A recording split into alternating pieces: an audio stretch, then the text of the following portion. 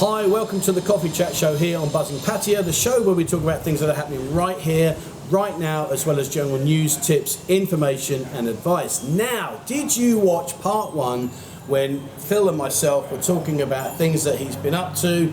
I said up to, not into. Things that he's been up to, and we've gone through a lot of funny things with Phil about things he's seen and live streaming, etc. If you haven't seen it, check out the link below and please catch up with that interview. It really was fantastic. Now, welcome back, sir. Thank you very much. Now, what I want to do is I want to start on a light-hearted note.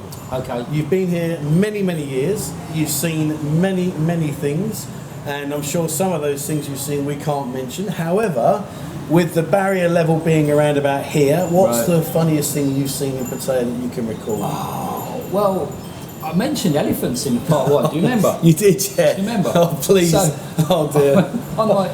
I'm going to regret asking this question. About the first week that I was working, I told you I used to work in a club called Electric Blue, which is now a hair salon.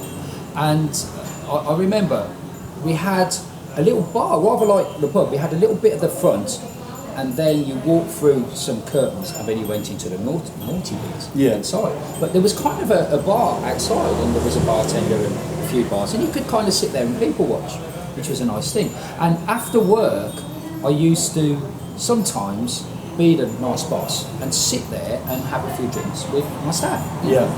Just have a laugh and just be doing that.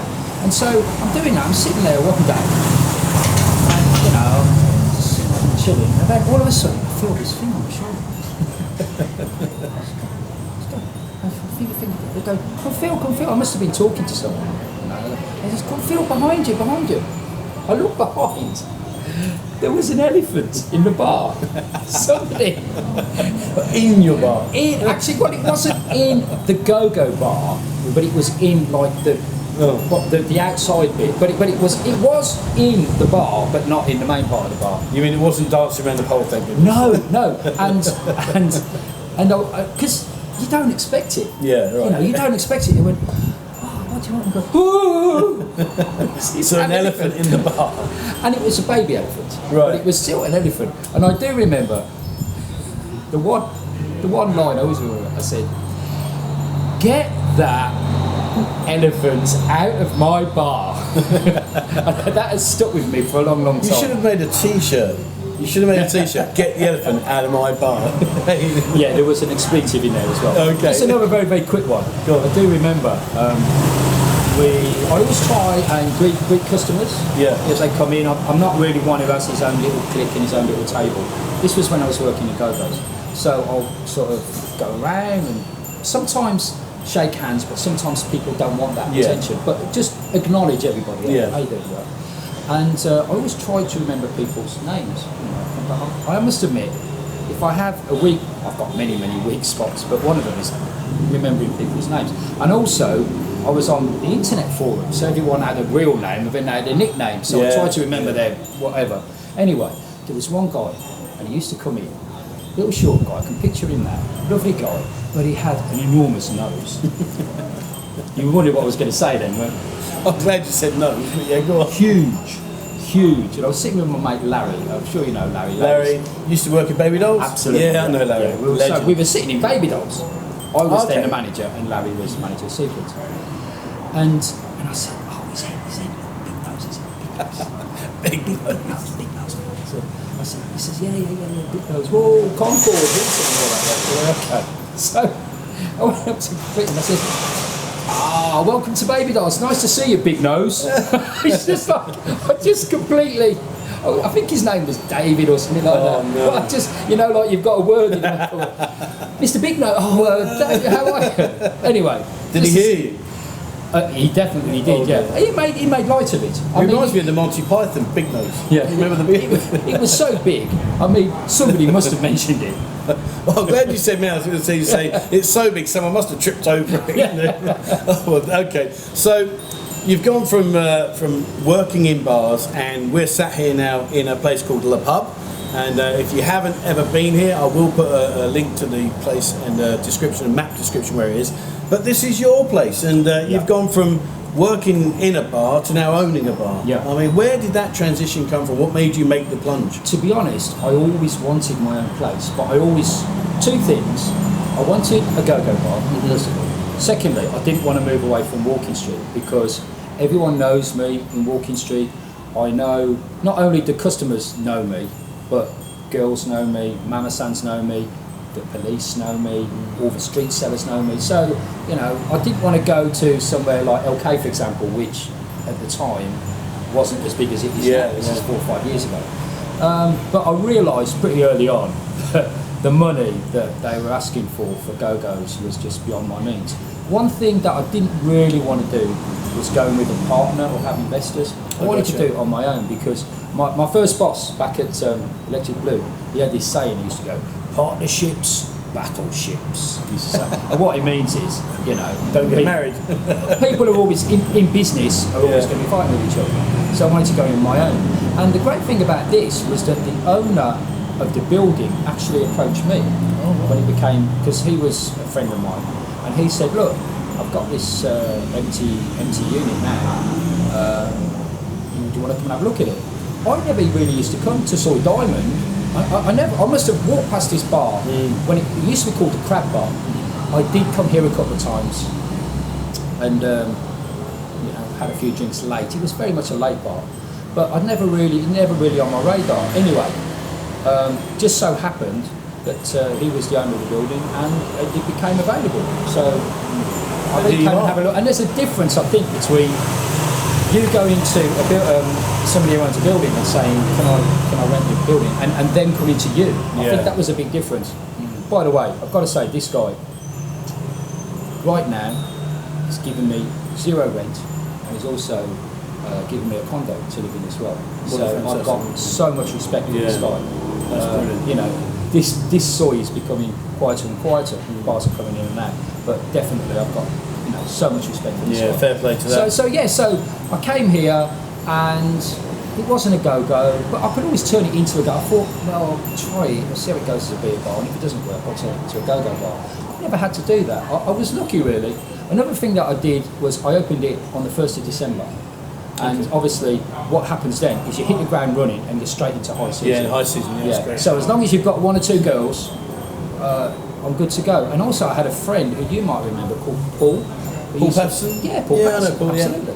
Hi, Paul. Yeah, good lad. If you're watching, Paul, hello. Yeah, and he'd just done what I did. He opened a bar. He was working all his life, all the time I knew him, in different bars, and he decided to set up on his own. And I was amazed at the goodwill that people, you know, his customers were going to see him, and his bar, to be honest, and I've joked with Paul about this, was in the middle of nowhere, and to this day I still can't find where that bar is.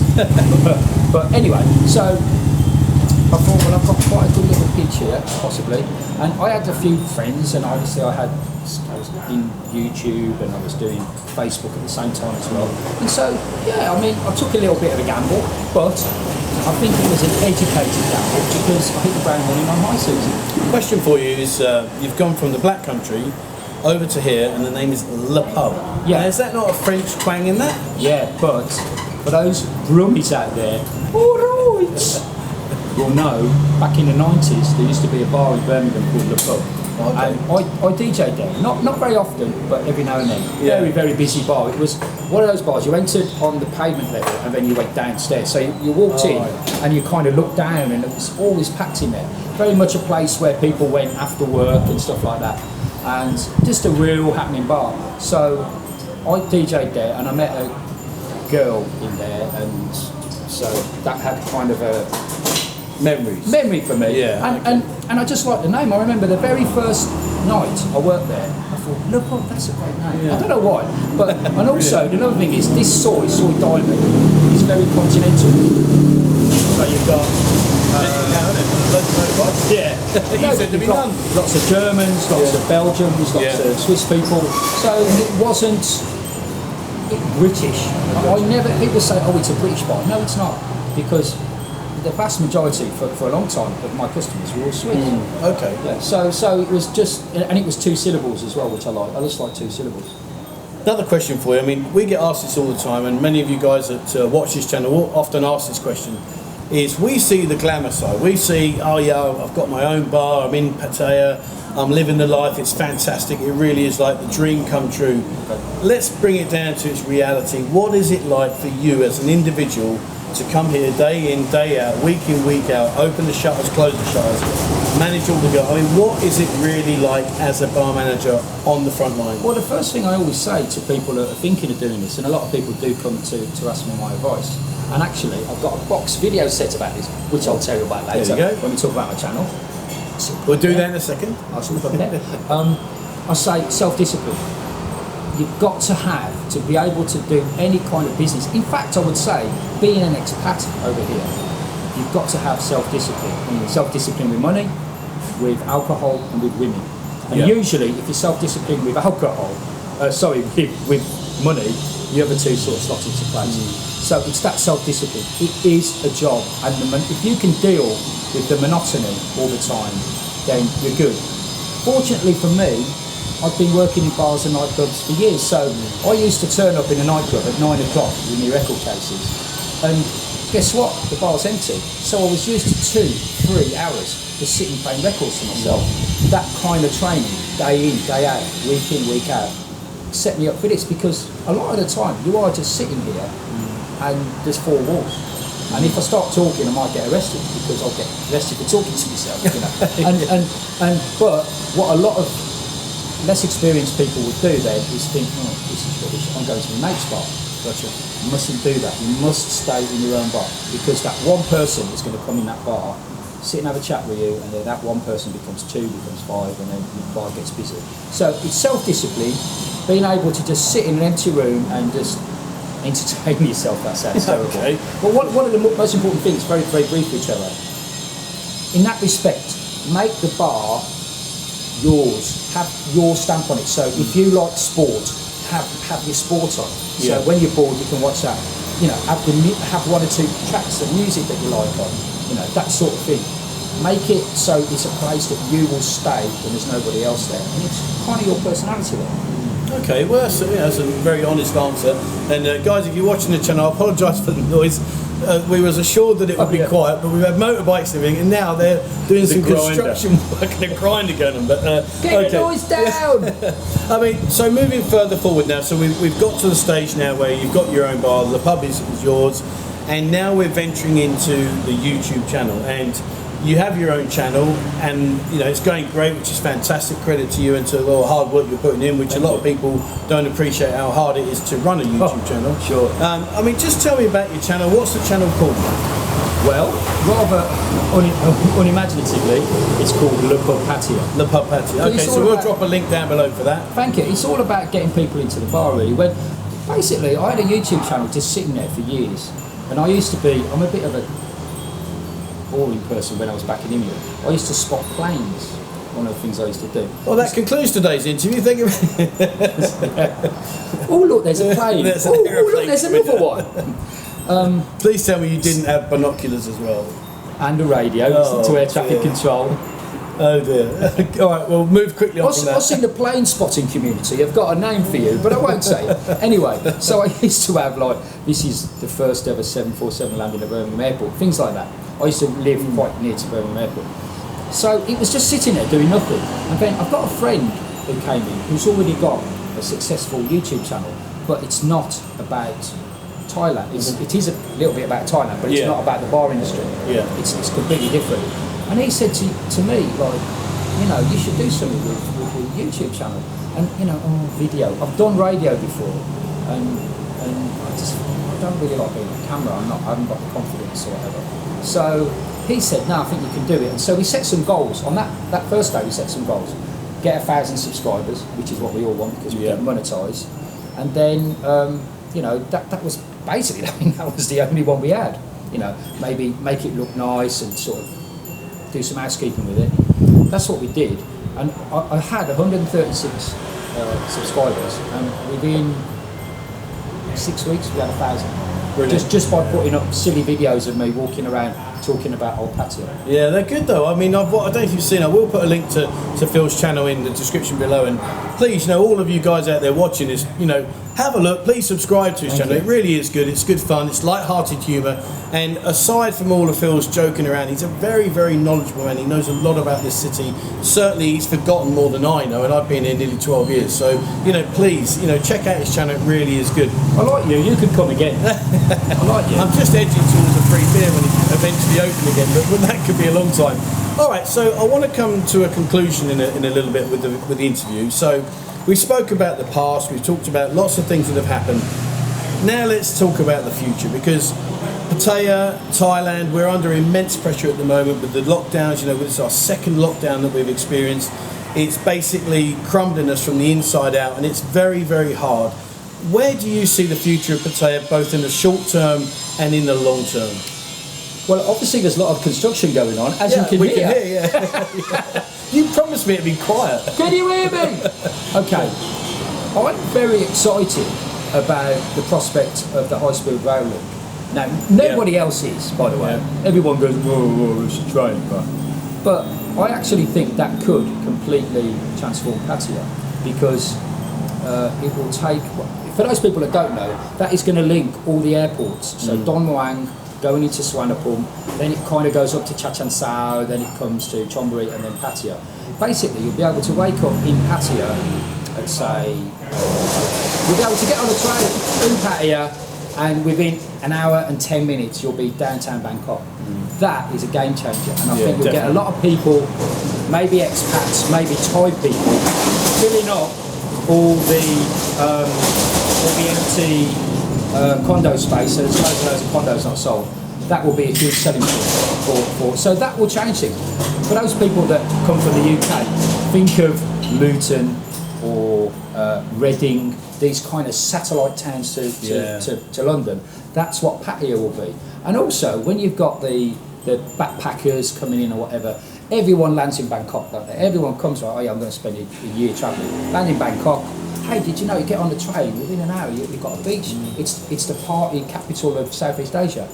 That is, this train, I honestly think, is going to change things massively. It is the party capital of Southeast Asia. Nowhere comes close, right? That will continue. Now, will the naughty nightlife still be here in 5, 10, 15, 20 years' time? Yes, I think so, but it may be more sort of underground. And I'm not going to make these massive predictions like, oh, they're going to knock down this soil and build a casino, or the Russians are buying this soil. I've been hearing that literally since the 90s. Right. I don't know, but I very much doubt it, by the way. And as far as Walking Street is concerned, I've seen plans for the new Walking Street. I mean, literally. It looks fancy, doesn't it? Yeah, I went to a meeting and they revealed these plans. And guess what? iBar's still there, Discos are still there, My Bar's still there, so they're not going to get a bulldozer and knock it all down. I think it will be more kind of, it will become more mainstream, but it will still have that vibe as being the party capital of Southeast Asia, and it's still going to get people from all over Southeast Asia and all over Europe and around the world revving up their engines and coming to Pattaya. I honestly think so. Yes, it will change, but I think you will always have the opportunity to meet people and to have fun like you've always been able to do. But it might all go onto the internet, or it might be that it's hidden away a little bit more. I would love nothing more than them to clean up Beach Road, because Beach Road, the beach is lovely. Yeah, I know they've done a great job. Fantastic really job. Good job. Really good job. Wouldn't that should be, and wide pavements or sidewalks if you're American, right? Wide pavements, so you can, a mum and the children can go down there, or and push a trolley or push a pushchair or whatever. That there shouldn't be girls hanging around Beach Road, in my opinion. There's so many other places they can do. Zone it out a bit more. But the beating heart of Pattaya is the nightlife, the party, and it will always be like that. So we should get rid of the coconut bar. As it's known, if you don't know what we're referring to, the coconut bar is the beach road where all the freelancers hang out. So I mean, personally, I think there are so many places where that could be. It doesn't have to be on the beach, where it is beautiful, and it should be really for Thai people and families. To be honest, yeah. All right, so I'm going to put you on the spot then. And again? Well, yeah, I like doing this to you because you just got that knowledge. So I'm going to put him on the spot. I'm going to say to you, Phil, right, a guy's coming over here, and we're going to bypass COVID. Everything's still back and running now, and as it used to be. Okay. A guy's coming here on holiday for the very, very first time. Apart from your bar, where is the must-go-to bar in Pattaya, and why? Has it got to be like a It's up to you. I'm coming over, and I've said to you, Phil, I'm coming over, mate. And you say to me, listen, Trevor, if there's one place you have to go when you get here, is this place. How many friends have I got as who are bar owners? And they're all going, no. say my bar, say my bar. Right. But you've got to say why. There is a massive amount of nightlife here. But I do say, some of the nightclubs here in Pattaya, you could take, for example, Insomnia or Lucifer or whatever, you could stick that bar in New York, in London, in Tokyo, and it would look good. Yeah, definitely. So I think some of the nightclubs, if you're a first timer, you've never been here, go to one of the nightclubs and see that, I mean, look, I've got mates who've got little beer bars and they're wonderful. If they're not for that, I can think of loads. I don't want to say one because then all my mates will be on the phone. Oh, we'll allow it to ring loud. What are you saying? You never mentioned me. So many. And actually, if people watch my channel, Le Pub Patio, you'll be able to see all of my friends. Well, there you go, it's got a channel. All right, so I'll let you wriggle out of that one. Yeah. We're going to go for any of the nightclubs, which to be fair, there's a lot of nightclubs here. I mean, like you said, like Lucifer's 808, Candy Shop set, and they really are first class. So let's go for one last question then before we wrap up. What is the one piece of advice you can give to somebody that's coming here for the first time? The one piece of valuable advice. So I'm coming here for the first time, never been to Pattaya, never experienced what's going to happen. What is the one piece of advice coming from you that's been here longer than most people? Subscribe to my channel and see. That is not the right advice. That's cheating. Come on. And see lots of videos about. No. No. Okay. Let's give. Come on. One piece of advice. Right. The same advice I give to someone who's been here 10 times or 20 times, and that is, don't make any plans. Okay. There you go. Don't make any plans. People that say, I am going to arrive and I'm going to this hotel and then I'm going to this bar and then I've just been talking to this girl on Thai Friendly and I'm going to meet up with her and then I'm going to have a meal at this restaurant. Forget it. It will all go wrong. If you want to prepare for your holiday, and seriously, if you want to prepare for your holiday, work hard and get loads of money. Yeah. Right? So you come here with more money than you would. Secondly, maybe exercise a bit, go to the gym. If it's your first time, maybe you haven't been as active as you would normally be. You're going to be busy over here in Pattaya, so maybe go for a few walks, start jogging, go, like me. Keep it real. Keep fit. Yes, keep it real. Keep fit. Yeah. So don't make any plans. All right, brilliant. Well, listen, Phil. Sadly, it has come to the end of our interview here on Buzzing Pattaya. Truthfully, I could talk to Phil for hours and hours and hours. He's such a knowledgeable guy. I would like to say thank you so much for sharing what has been an incredible interview. Thank you. Guys, please, watching the channel, what I'm going to say is this. Check out Le Pub, okay? The link will be in the description below. Check out Phil's YouTube channel. It's really funny. It's light-hearted humour. It supports the girls. They need your help. Please check it out. Subscribe to his channel and, go and check out what Phil does.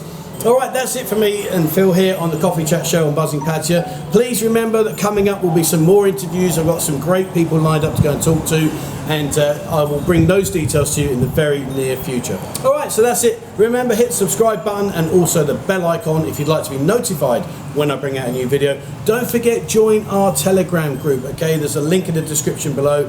Hundreds and hundreds of people are in our group. It's great fun, pictures, etc., and a really good Pattaya-based community. So check it out in the link below. And lastly, check out our members area. We've got some funky little icons now. Have a look at them, check them out, and this man was the man that made me do them. So there you go.